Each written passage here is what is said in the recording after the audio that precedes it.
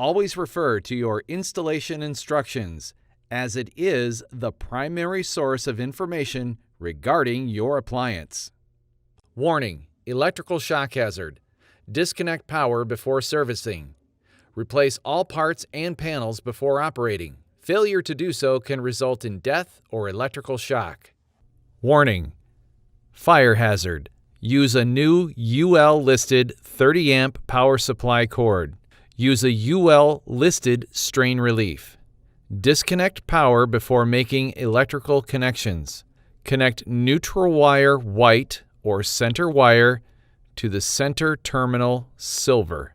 Ground wire, green or bare wire, must be connected to the green ground connector. Connect the remaining 2 supply wires to remaining 2 terminals. Gold. Securely tighten all electrical connections. Failure to do so can result in death, fire, or electrical shock. We're going to install a 4-wire plug to this dryer. First, remove the cover to the terminal block. Install the strain relief, 1 tab up, 1 tab down.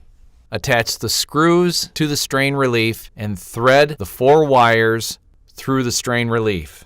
Tighten down the strain relief. After securing the strain relief, remove the green screw holding down the neutral wire.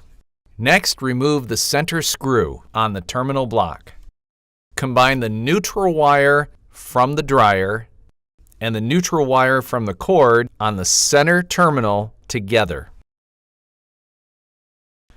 Take the green wire or bare copper wire and attach it to the dryer. Attach the red wire and the black wire to the outside screws of the terminal block. It doesn't matter which side they're on. Attach the cover to the terminal block with the hold-down screw.